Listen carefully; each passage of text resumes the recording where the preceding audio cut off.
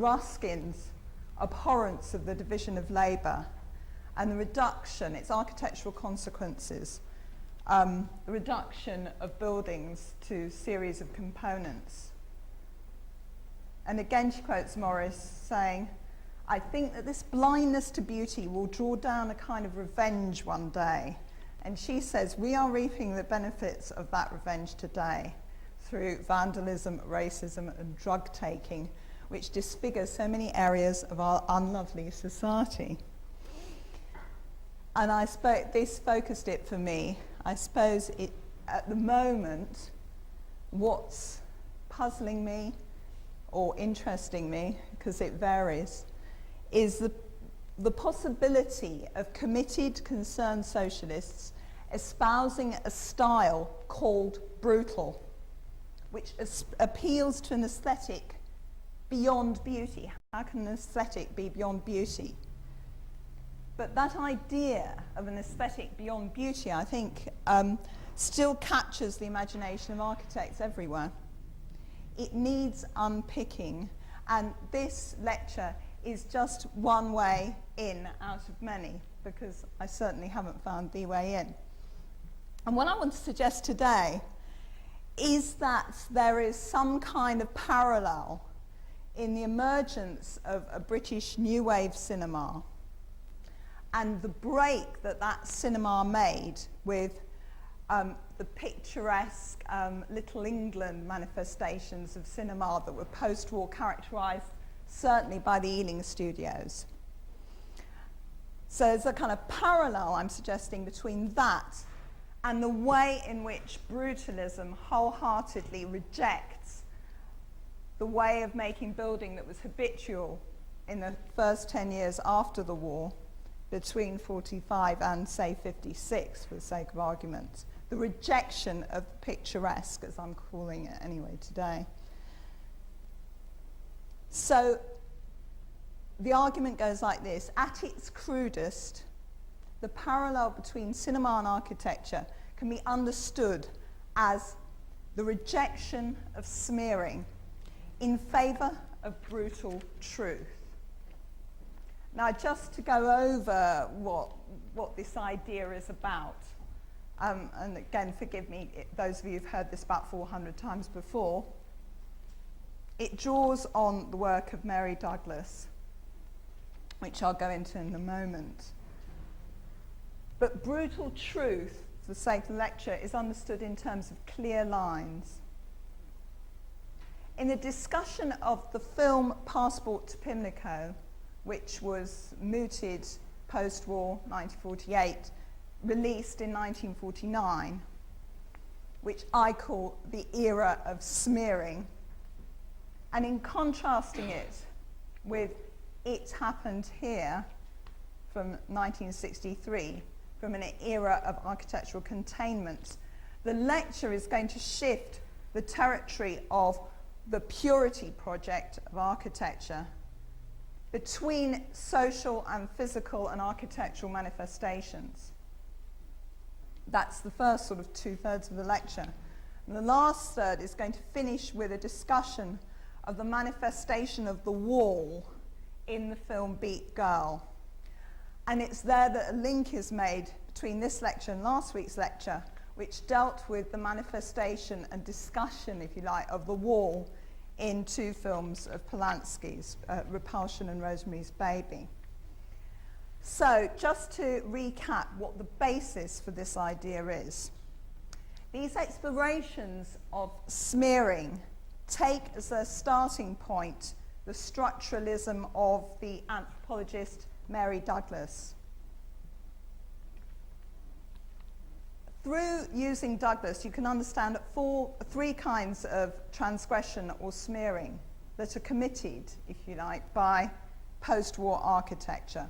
The architecture which others, as well as Banham, dubbed the new empiricism, the thing that I refer to really as the picturesque. Through Douglas's theory of pollution, taboos can be summed up, pollution taboos can be summed up by the idea that what is abominable or dirty or rejected is the thing on the wrong side of the line. The impure signifies that which is not classifiable, undelineated, that which smears and cannot have a line drawn around it.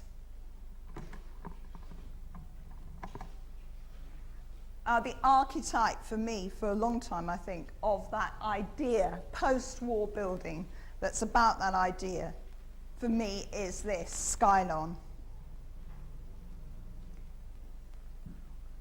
Although we can read the lines on it there, this is the drawing and this is the reality. I would argue that this is a building par excellence which is generated through the picture, through the sensation, if you like. It is not generated as an additive, modularized, divided up, and then the sum of the parts kind of building. It deliberately mystifies its origins. In that sense, it's a hybrid. Lots of children who are contemporary to the building were absolutely astonished to find that it didn't simply just float in the air. It is mysterious, it is magical. And it transgresses, certainly, the strict modernist canon as it was being developed in the international style before the war.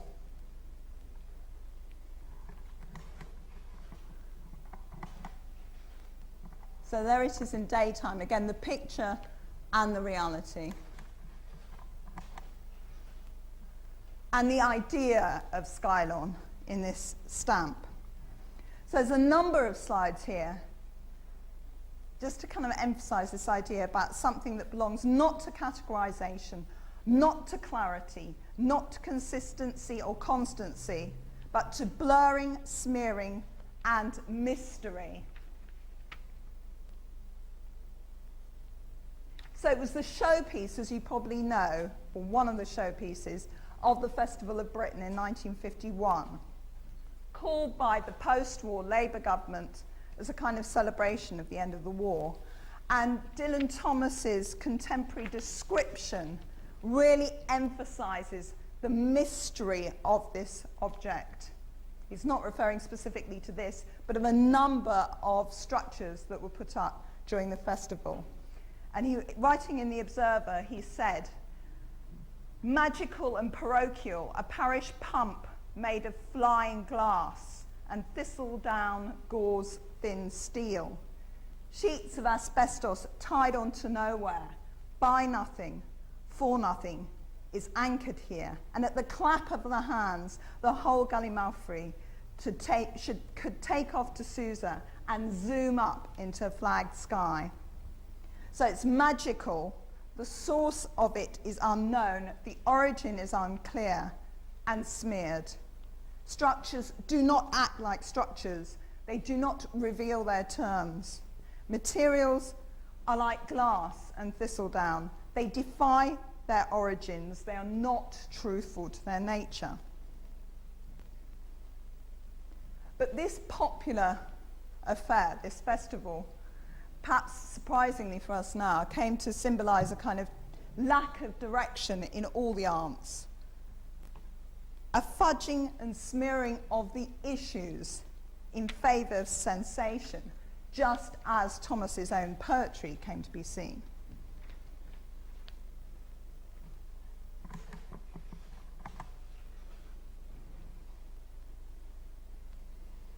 So, yeah, here's a slide of Saturday night and Sunday morning, and here's a slide of a brutalist tower block. So, the first signs of rebellion, well, certainly in the mythology, start to emerge in the mid-50s. And culturally, they manifest themselves in this term, the angry young man. First appears in the theatre in 56, 9 years after the war. He is not nice. He is brutal. He says, "I want to see you grovel. I want to see your face rubbed in the mud." That's what he says to his wife. A new hero has arisen among us. This is Walt Allen writing about the angry young man. He is consciously, even conscientiously, and I think that's very important, graceless. His face, when not deadpan, is set in a snarl of exasperation. He has one skin too few. He is raw. He exposes his these are my words, I think this suggests a kind of rawness and exposure of your own terms. Then back to Walt Allen, he says, it is the phony to which his nerve ends are tremblingly exposed. In the least suspicion of the phony, he gets tough. So he's against the phony, the fudged, the unclear, the dishonest, the smeared. And the moment, 1956, is classically seen, certainly by 1960, people commenting in the Architectural Review, as a key turning point in architecture, where the new brutalism began to get into the ascendancy. So it's the angry young man. And in cinema, you get comments such as this from Lindsay Anderson, one of the sort of leading lights of the new wave, if you like.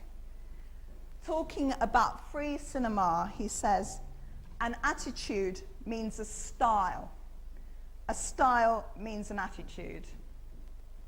Implicit in our attitude is a belief in freedom and the significance of the everyday. And he asks the reader to view, not as critics, not as a diversion, but in direct relation to British cinema, which is still obstinately class-bound. Cinema that at that time rejected the reality of contemporary life. At the same time, Smithson, as we know, Peter Smithson, writes in a way the classic sentence about brutalism, a sentence which seems to allow one to understand both the cinema and the architecture.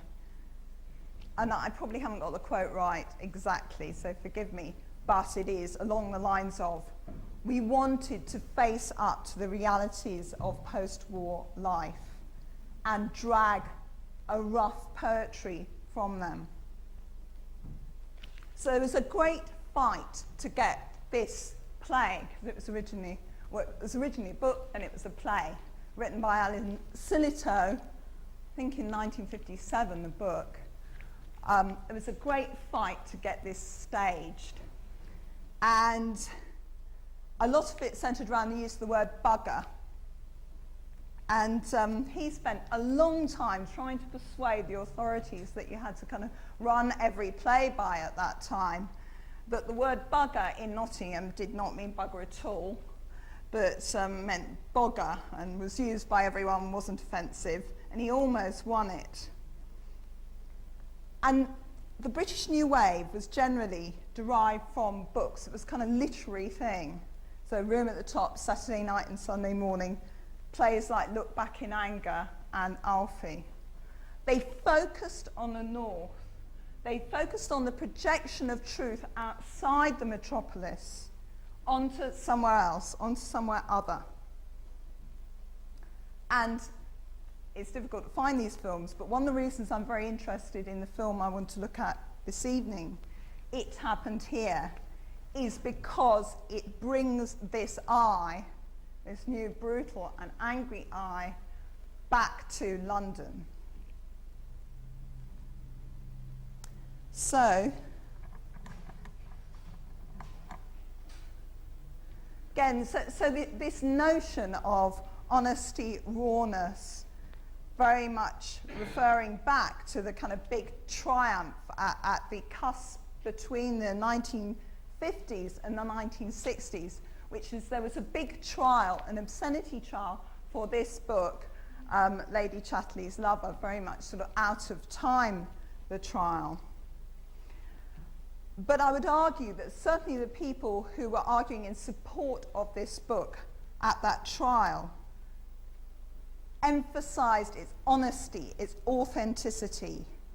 It was permissive, yes, but that wasn't the point. It was kind of as they understood it, it was true to reality. It faced up to reality. And meanwhile, or rather a bit later on, but Banham, writing the classic history of the brutalists in 1966, says that the younger generation, when they viewed the works of the Festival of Britain, had the depressing sense that the drive was going out of modern architecture. Its pure dogma was being diluted by politicians and compromisers who had lost their intellectual nerve. So you get a generation of angry young architects.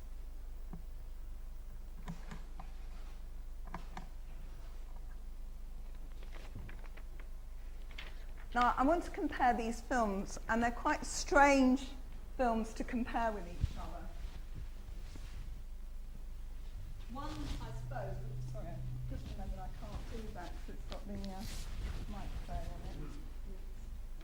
One of them is the most popular film, well, one of the most popular British films that was ever made, Passports Pimlico, and the other was made on a budget of £7,000 and was banned at the time, and in fact was banned by British TV until I think the mid-1980s. So very, very different kinds of films.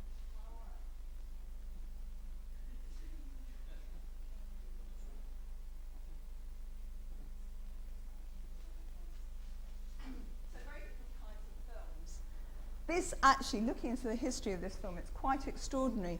It started to be made in 1956 by two teenagers, one of whom was 16 and one of whom was 18. It's absolutely amazing achievement. And they carried on making it for 7 years until they managed to finish it.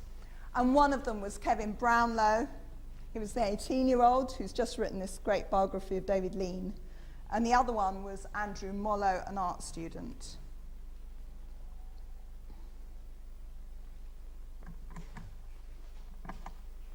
So, Passports Pimlico. Post-war mood, in a way classically embodied. I mean, how do we know what a mood is until we see a film that tells us? Embodied in this film, Passports Pimlico. In Pimlico, the people who were topically fed up to the back teeth with the restrictions which the state had imposed, rationing, curfews, and so on, declares itself an independent state, completely independent of Britain. Somebody finds some papers and some treasure, and they find out that they're not British at all, but they're French, or to be precise, they're not quite French either. They are part of Burgundy. You know, the film goes through various ins and outs. And in fact, I'm doing a great travesty to the film dealing with it like this, but never mind, go and see it anyway. After a kind of confrontation and a blockade, reminiscent of what was to go down in Berlin, Pimlico renegotiates itself as part of Britain. And the heat wave that had been going on ever since they found out they were part of France, or part of Burgundy, ends instantly, as in a deeply familiar manner. I think we're probably being rained on because of the beef crisis at the moment. The overt theme of the film deals with breaking imposed edges, rules, definitions. The perpetrator of such ideas is really shown to be the state. And the state of Englishness is demonstrated to be paradoxically only available to the population when their own nationality is smeared. They become ersatz Frenchmen by joining Burgundy, a mythic place between the two that somehow allows you to be. It happened here is equally post-war. But instead of winning, Britain has lost. And it's the story of a woman who is evacuated from a West Country village, just like Ambridge, whose neighbours are shot. In London, she joins, sort of unwittingly, a semi-fascist nursing corps. She helps a wounded partisan. she ends up, it's a pretty remorseless film, she ends up in an idyllic country hospital giving pain-killing injections to people who are no longer needed by the state. She escapes, and partisans who capture her are shown, in a sense, to be equally brutal. Sorry, very bad slide, and interesting seeing them that way around. Sorry about that. I don't know if you can recognise it. There's the Isle of Wight and there's Cornwall. It starts off with these kind of images of invasion, and really it's quite odd because it's years before Dad's army used the same kind of imagery, but in this film they're not, the forces are not pushed back. And there's kind of analogy with what was going down, certainly in planning terms, in London post-war. The idea of an invading force that could not be held back unless by virtue of a concerted force that was a bit like a fighting force. So the images on the right-hand side come from Abercrombie's Plan for London as retold by Erno Goldfinger. So more of the same.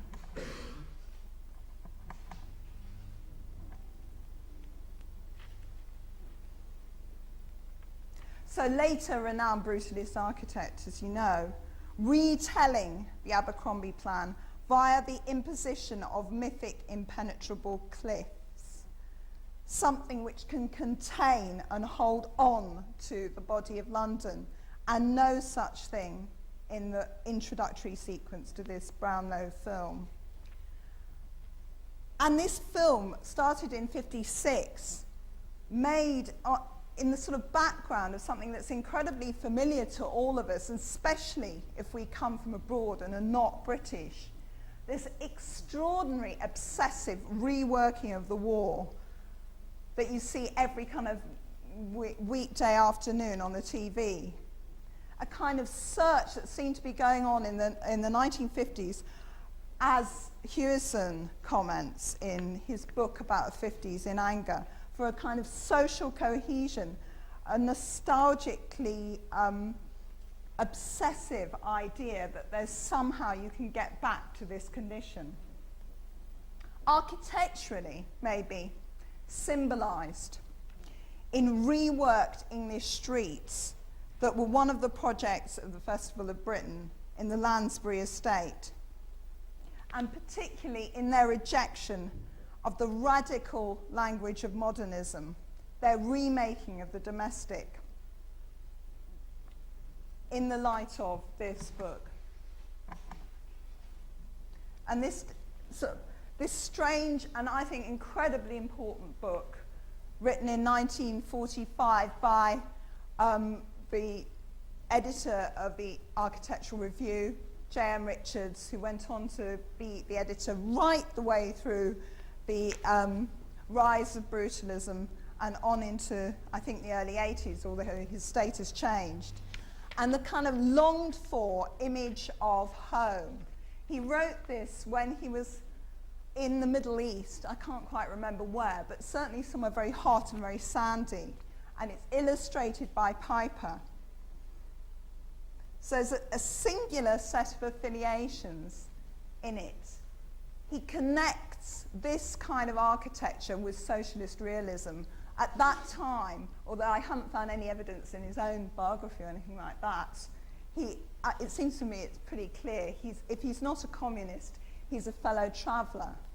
And there's this, certainly to my generation, tremendously unfamiliar marriage of a longing for respectability in the suburban home and an understanding of that as being what the people want in the face of modernism that they don't want.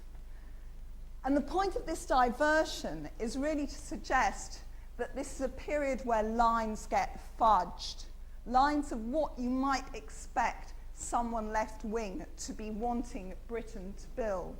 This paean of praise in favour of suburbia, the way in which it's illustrated, the kind of anti-modernist line the fuzzy edge, the spikiness, that kind of thing.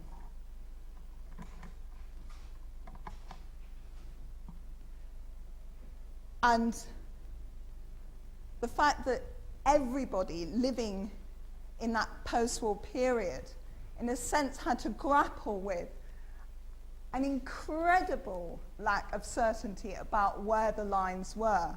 Okay, there was a huge imposition of a Cold War in the face of this kind of strange unity of, I don't know, opposites or together or what. So there's a kind of background, Stalin, Roosevelt, and Churchill in the war, the background of that kind of unity on the back of which the war was won.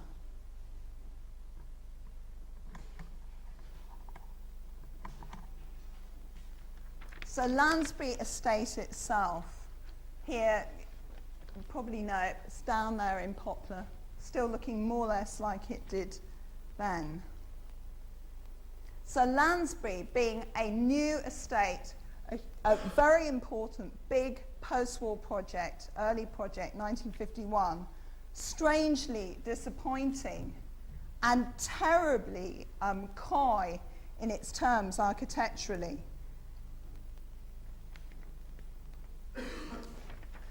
A kind of a hybrid with bow windows that aren't quite bow windows, none of the signs of international modernism.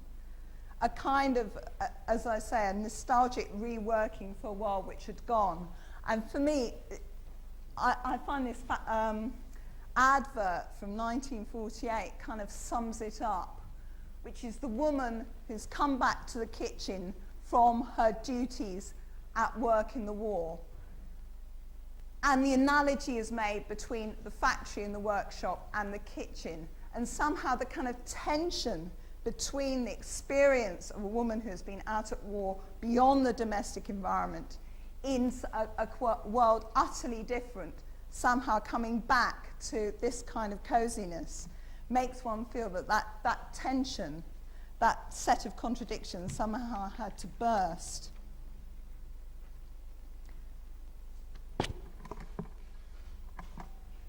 So back to these two films. One of the things that's quite funny about the films, or funny sort of peculiar on ha-ha, is the way in which they use the icons of London in incredibly different ways, with different references and different roles. And the bus that's so beloved of the Londoners of the mid-1990s, here, Pimlico, it kind of announces the theme of the film. In the other film, the shadow of the passing soldiers is imprinted on the bus to Streatham Common. And in the light of the images that follow, every icon of familiarity, particularly the eyes on the picture post advert, on the face of the bus, if you like, is reread as an incredibly sinister thing. So there's this systematic project in the Brownlow film, It Happened Here, to reread and reconsider everything that we hold dear. So I actually haven't read how he made this film, but in itself it's quite fascinating because it's all made on location and all the major icons of London are remade as if London were occupied. So in the Brownlow film, the icons are used, in fact, to destabilize you, to make you no longer certain of where your national edges are. Whereas in the Passport to Pimlico, the lads of Pimlico escape one day to explore London. So London becomes a new territory for them when they've cordoned off Pimlico from the rest of the city. And the icons of London are seen anew, but seen anew to be enjoyed.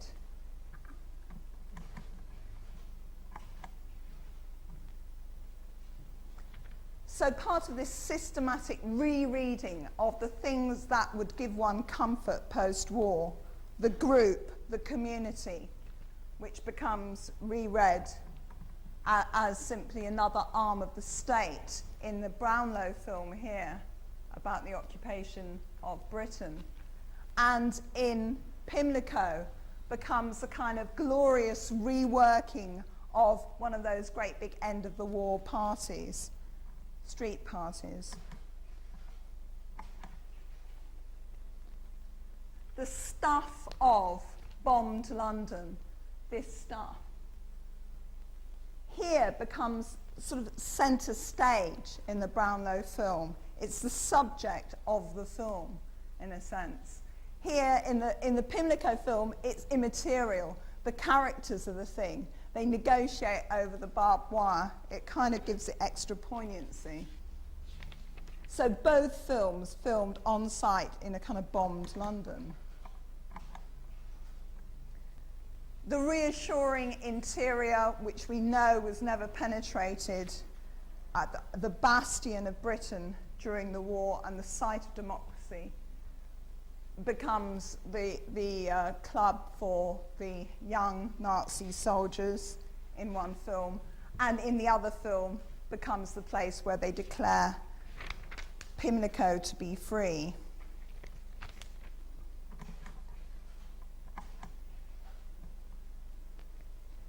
And the close-up, something I suppose that is, if we're talking about a tool or a technique, something which gives us the sense of the continuity between these two brutal eyes of the angry young men of both these territories, architecture and film.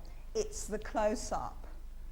So the nearest you get to it is really this kind of rather polite frame where you never lose the character, the specific character of the people involved in the Pimlico film. I remember, you know, it's it's a matter of 7 years that divide these two artifacts. And a kind of remorseless focus from the general image to the specific image, as if you can find truth by really close examination of the surface, that you will find inscribed the thing you're looking for when you look closely enough in the Brownlow film. So from the very, very general, with the generalizing image, to the particular. And again, certainly, it's not something I can kind of pinpoint exactly, but it seems to me tremendously about the stuff, the beauty of brutalism, the sense one has of its grain, even when being very far away, and the fact that the thing that it's really about is the stuff, the actual stuff of the concrete that it's made of. Again, this is a... So in the Brownlow film, you have kind of stills like this of somebody running, shown as a kind of sensation. And one of the results, or one of the kind of, I can't think of the right word, but connected with the growth of brutalism, is this sort of enjoyment of the surface, the monochromatic, what you can do with a 0.1, I suppose it must have been then, a 0.1 pen, how you can get that surface exactly right. So an image from a graphic textbook of the time.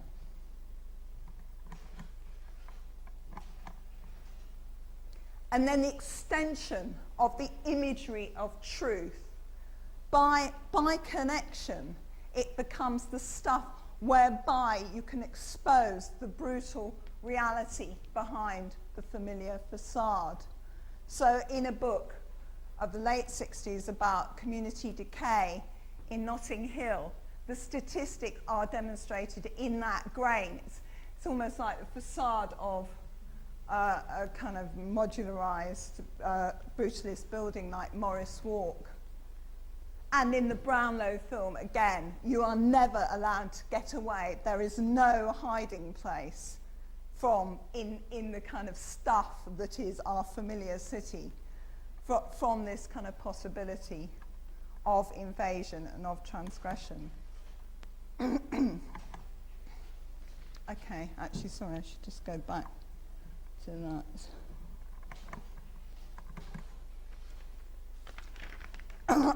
Right, so just to sum up what I'm trying to say, at least I hope to give you an idea of it.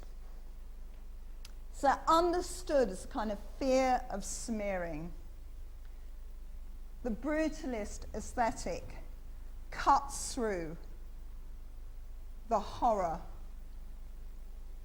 of moral and social things and other ambiguities. Moral and social ambiguity is cut through. It's a clean knife. It makes a clear path of truth.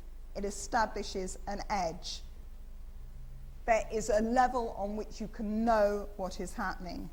And it's very much to do with really examining the constitution of the thing you're looking at through the close-up.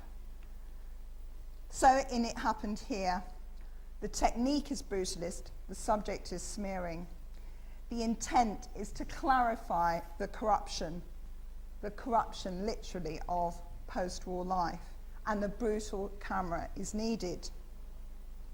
So in Passport to Pimlico, the theme and the symbolism seem to me to be about smearing, but it's containable within known accepted certainties. Britishness, symbolised by a familiar, unconquered body, battered but unbowed, of London, as portrayed in propaganda films. So in Brownlow's film, we're faced with the literal truth of this non-lying style. Like Peter Smithson, it faces up to the reality of post-war life in a big way. And the poetry it drags out of this life is the brutal poetry of depiction, the way it is.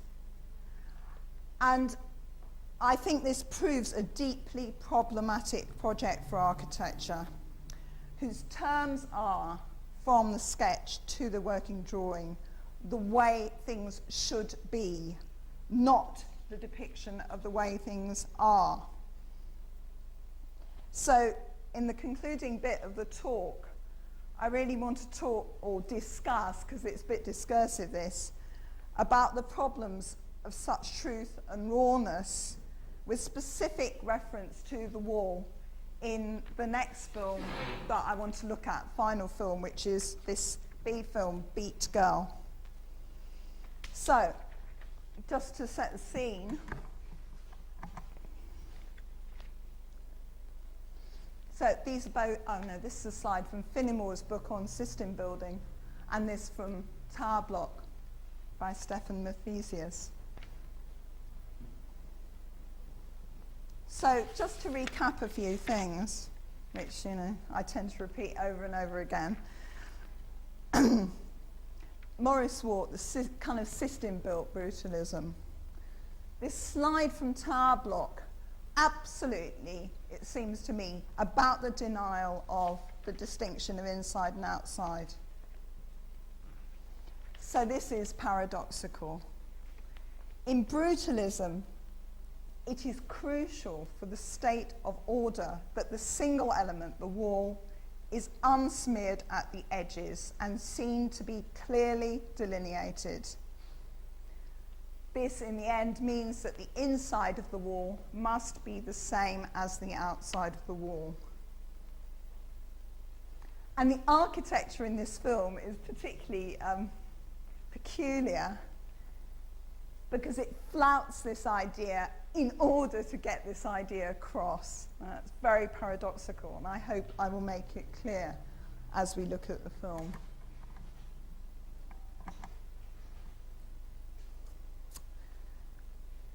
So what happens, I'm just going to look at the first 15 minutes of this film. This is the roles in which the architect, who is the sort of anti-hero of the film, or the devil of the film, if you like. The architect, as the father of Bgirl, arrives home with his new wife in his roller. And he arrives to a conventional outside of a building. And on the other side of the screen, there's the outside of Hunstanton School by Alison and Peter Smithson. So he gets an awning, a servant, and a bush on the outside of his building. But the inside of his house is like that. The outside's like that, and the inside's like that. So it's sort of a bit of filmic license then. And the inside, as we know, at Hunstanton School is absolutely, importantly, the same as the other side of the wall. So the house in Bgirl is a kind of wolf in sheep's clothing, or brute in sheep's clothing. It's a dramatic ruse. And it's a kind of double take. It rescues earlier techniques of smearing, the double-skinned wall, and through that technique, it reveals to us the literally forbidding world, which this austere architecture puts away, the forbidden world it hides. And so the architect's bringing a new bride home from the outside. And as in Rosemary's Baby, it's kind of, the outside is kind of normal. It's a kind of corrupt place, okay, but it's like where you regain your sanity.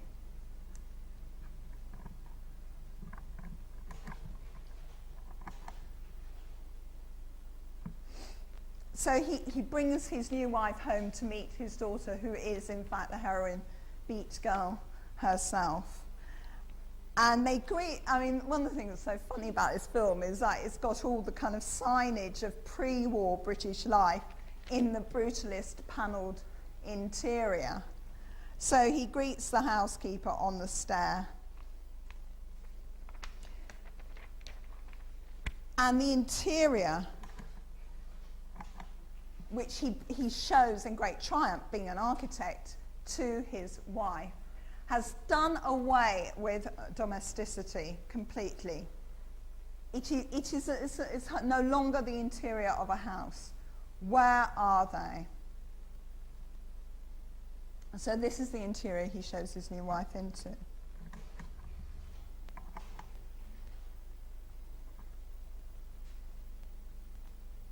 The brutalist wall has no interior, though.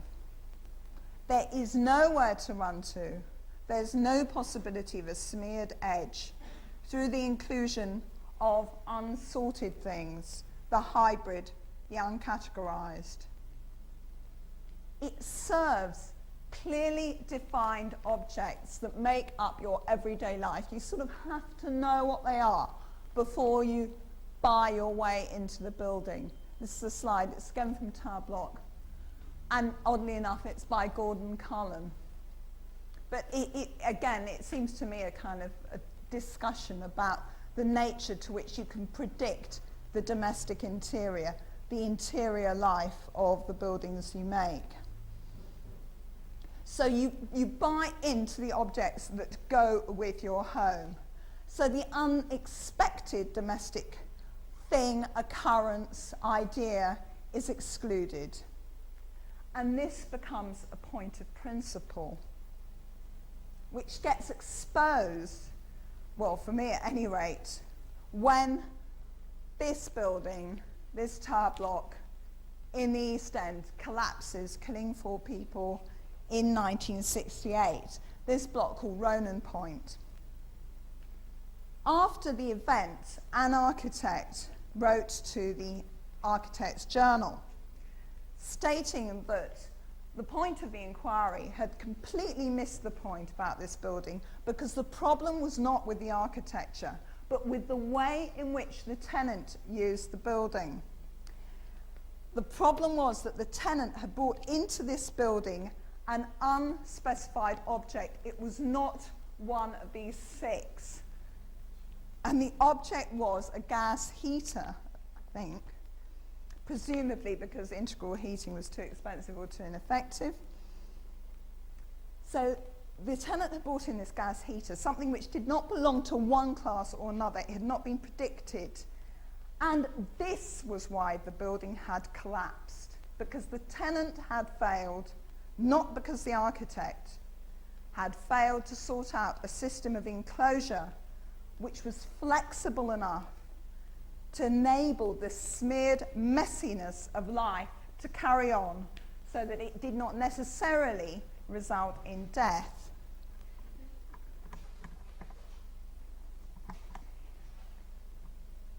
In Bgirl, I don't know how well you can see this actually, but the kind of transgressive objects, the objects which aren't allowed in the house, actually appear within the panelled wall.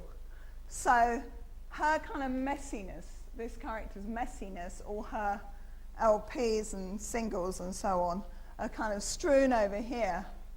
And as much is built into the wall as is possible and is hidden by that wall. So the things that refuse their presence at Ronan Point are contained within that wall.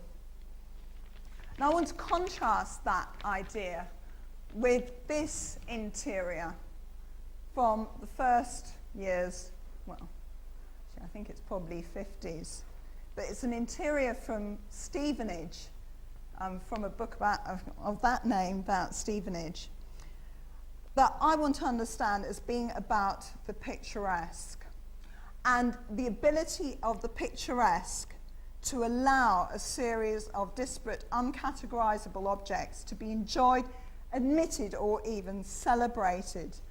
And there's a significant passage that was written by Hugh de Cronin Hastings, who was the proprietor of the Architectural Review, trying to define the English character, which seemed to be a big project until the mid-50s, through, well, architectural things, through the picturesque. And he writes, sorry, can you just bear with this, because it's kind of quote that I think is quite interesting. He writes about the home. 9 people out of 10 are surrounded in the home by household gods, whose arrangement is capricious as their origin is various. And of course, and then he goes on to list a Biedermeier escritoire, a horse chair covered in chintz, an alto table, or a less arty assortment from Great Aunts, the Near East and Oxford Street. Yet the taste can be quite high that ordinary tasteless Philistines show in the disposition and the relationship of their bits and pieces, even when the pieces are intrinsically worthless. This kind of happy combination of snobbery and socialism in this piece. There are thousands of homes, of families in the street which can offer satisfying arrangements of objects simply because their owners pursue unself-consciously the picturesque philosophy of giving every object the best possible chance to be itself. Right, so the picturesque philosophy, giving every object the best possible chance to be itself. If Bgirl is herself treated as an object within this house, sorry, should be a slide of her, she is not given the best possible chance to be herself. At some point, I think her room is going to emerge. Yes, there it is. So her room is in a remote corner and partakes of the same aesthetic, other than, as you can see, her bed cover. A place where she is tucked away and put within inside the wall herself. In the new town, in the new picturesque interior, let's go back. Sorry. In the new picturesque interior, she might have had a chance to adapt old and new and unite them in architecture. The trappings of conventional life are incorporated into a modern aesthetic, the wall divider, etc. And the technology of the new is included and celebrated as a kind of signifier of the outside coming in. It is a bit of a hybrid.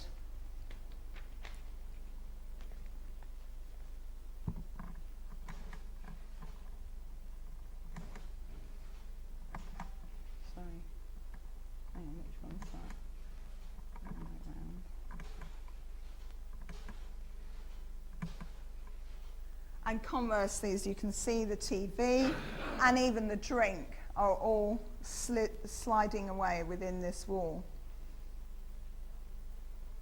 So the wall has this paradoxical role of revealing to us what it is that brutalism suppresses through its easy clarity and easy transparency.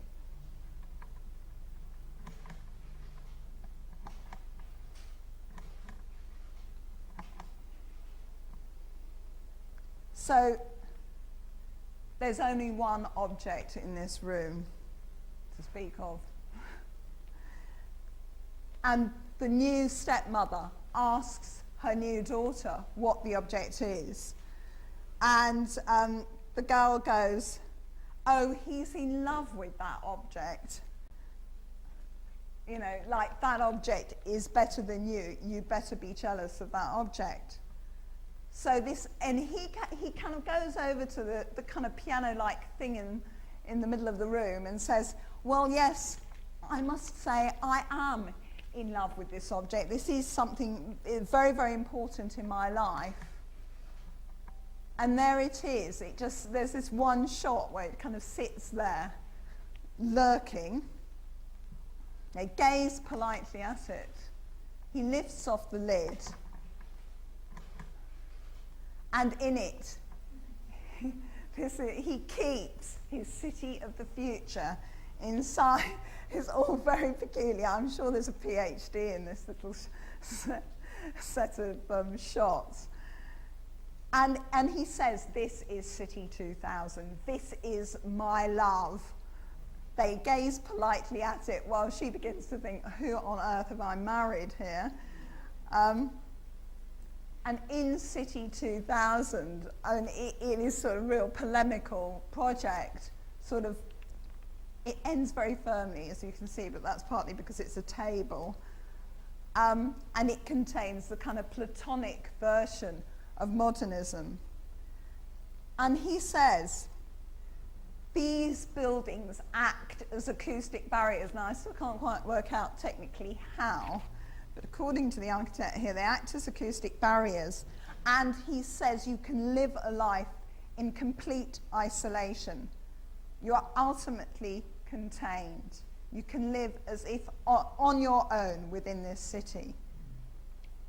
And at the end of the film, naturally enough, with all this kind of containing going on, sorry, that's upside down. Should I go back?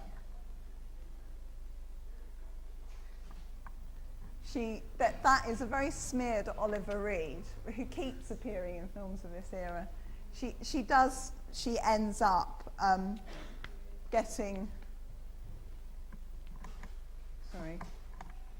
going the kind of way of all flesh and becoming blurred and smeared with Oliver Reed and Adam Faith at the disco.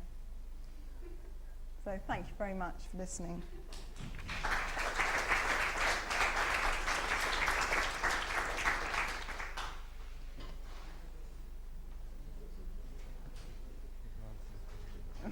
Are there any questions?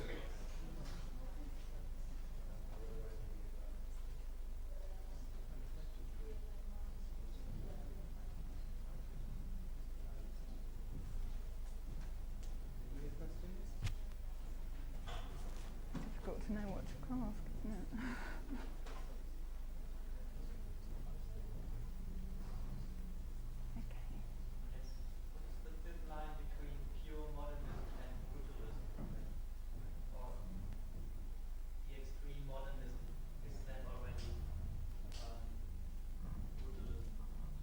I suppose I would say it was a project of brutalism to ask that question. That's sort of a bit of a cop-out.